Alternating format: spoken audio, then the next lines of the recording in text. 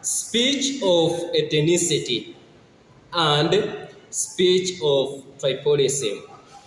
It is a disease among politicians. They undermine our constitution by enhancing violence, war, and enmity, which result to death. Our constitution is very clear. For anyone who undermines it, he or she should be arrested, taken to court, charged, and if found guilty, he or she should be jailed. But which is the best way to arrest someone or somebody? Ladies and gentlemen, welcome back to the Fearless Channel, the home of politics. We are there for you, you are there for us. The channel belongs to you. Ladies and gentlemen, if you are not subscribed, please subscribe so that YouTube can notify you when I upload my videos. Which is the best way to arrest somebody else when he or she has done a mistake? And is it by arresting Rigathi Gachagua the best way to go? One of the things which I understand is William Samuel Ruto, the President of the Republic of Kenya, is assured politician. But is arresting Rigathi Gachagua the best way to go? Rigathi Gachagua is out to make sure that he has taken William Ruto up and down, because once they had a marriage, he was the president, Rigathi Gachagua was the vice president. After that marriage separated, now Rigathi Gachagua is out to make sure he has done his best so that William Ruto can be a one-term president. And for anything which Rigathi Gachagua is doing for his own benefit, because he wants to make sure that he has provoked William Ruto, and he wants to understand to which extent William Ruto will react towards him. While in opener show, Rigathi Gachagua quoted something else. He said that if William Ruto, the president of Kenya, tries to intervene with the 2027 general election, the 2007 general election will be like a Christmas. Meaning that the instance which happened in 2007 will just be small or minor to the instance which will happen in the year 2027. That is why he was cautioning William Ruto not to interfere in rigging the 2027 general election. That is one of the things which triggered William Ruto and the Kenya Kwanza government. The second thing which he said when he was in Katanga constituency, he cautioned William Ruto not to arrest the governor of Trans Nzoia, Natembeya. And if he could arrest Natembeya, he will call out his people for the defense of Natembeya. The two instances did not fit well with the government of William Samuel Ruto. Because of that, William Samuel Ruto enlisted his team so that they can go and arrest Rigathi Gachagua. On the process, on their way to Katanga constituency, Rigathi Gachagua had got the information and he used a different road to escape the arrest. Due to that, Rigathi Gachagua gave out a statement which we want to analyze and understand what the statement really meant. The first thing which Rigathi is talking about, or the first thing which is coming out from the statement regarding Gachagua gave out, is that he referred out the individuals responsible for the killings and the abduction of youths and the missing individuals. For example, he said the people or individuals who are responsible for the kidnapping and the killings of our youths, they were the General Service Unit, regular police, office from the DCI, and the Anti-Terrorism Police Unit, which he called them as the killer squad.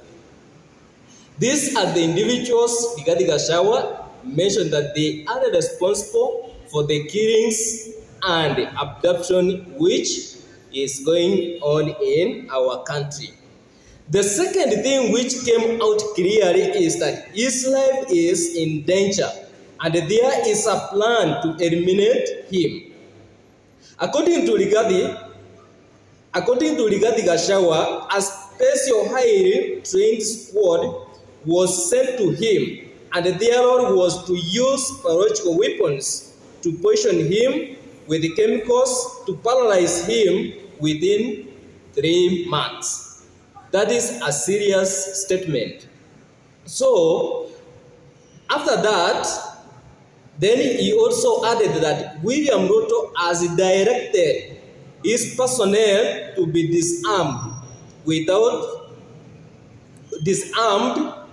and withdraw of their licenses. That the team which is giving security to William Ruto, their license to be taken away, and the arms which they are using to protect Rigathi Gachagua, so that in any process or in any angle, a plan is laid on Rigathi Gachagua to arrest him or to kill him, it will be somehow easy for him to be found. The third thing which came out from the statement of Rigathi Gachagua is the revival of the 207 and the 208 violence.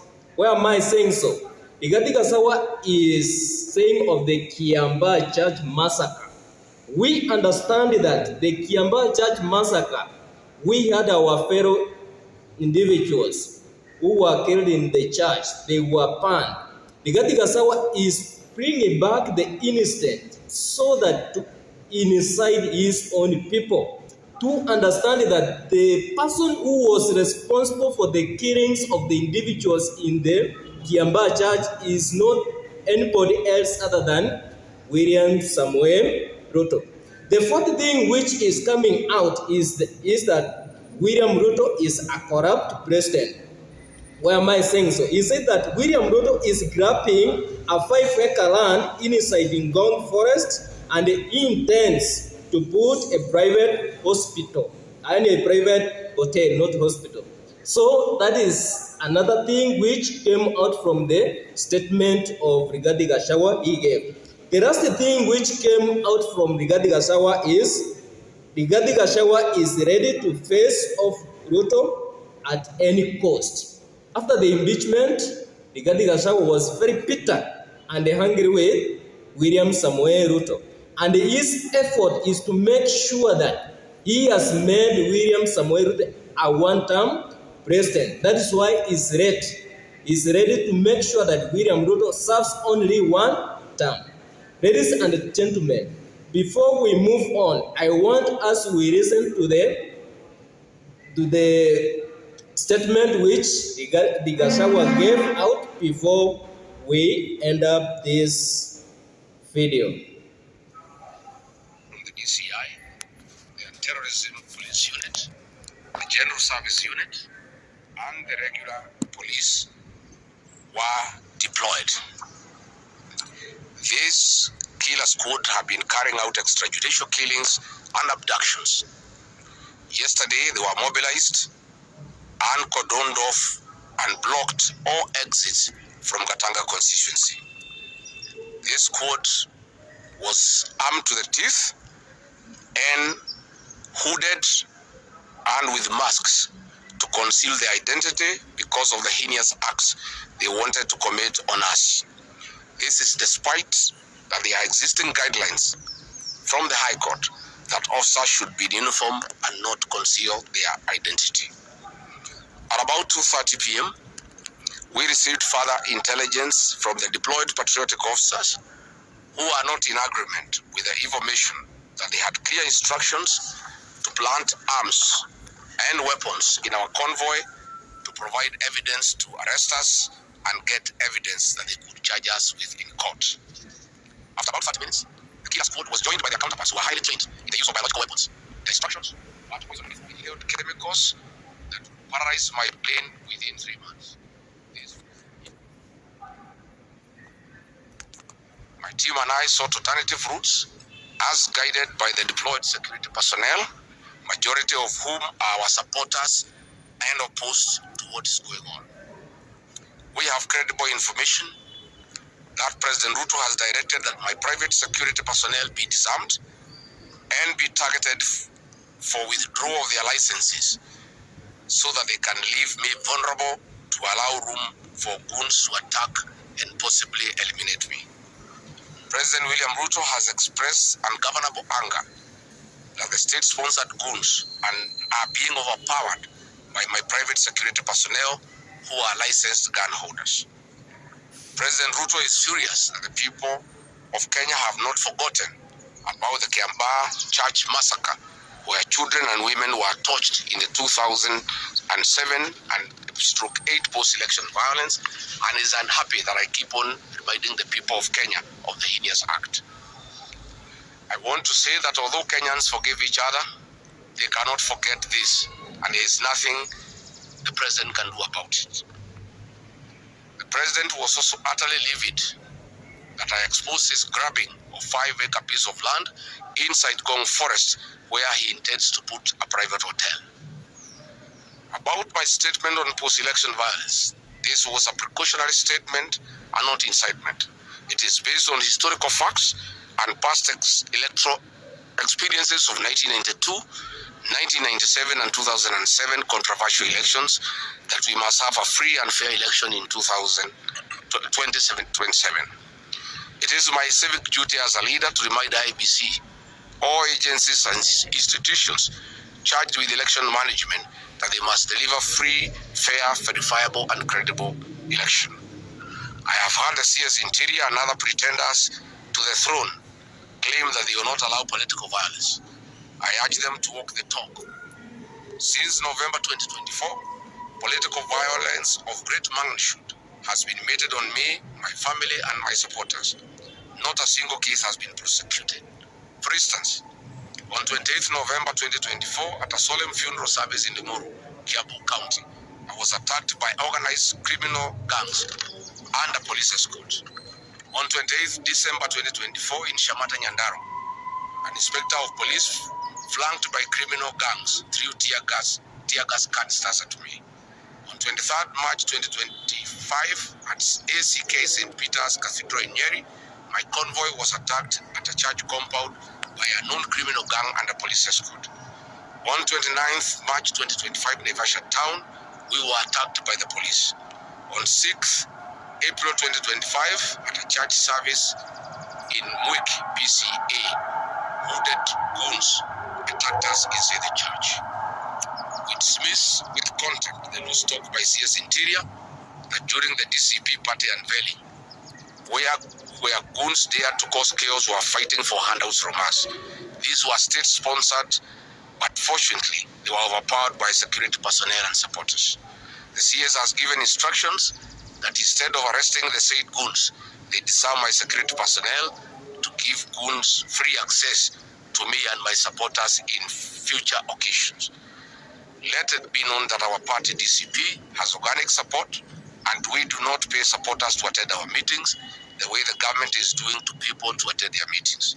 Finally, let me assure the planners of this violence that you will not stop the cause of the people of Kenya. The one-term movement and the DCP party popularity will not be stopped and will not be slowed down. The cause to liberate Kenya is not about regarding Gachagua. All the leaders with me, wasting time and resources to stop me is a zero-sum game. The people of the Republic of Kenya have said that lies must stop, roads must be built, corruption must stop, abductions and extrajudicial killings must stop, education and health system must work, They are some of the things that are making the people of Kenya restless. We are putting our supporters on high alert that they have the right to express their frustrations if injustice is meted on us. My supporters and I will not be cowed or intimidated by the use of the criminal justice system to manage politics. The drama of waylaying us on roads should be stopped. If the government knows that I've committed a crime known under the laws of Kenya and identified in the penal code, they know all my homes. And I'm here. They know my home.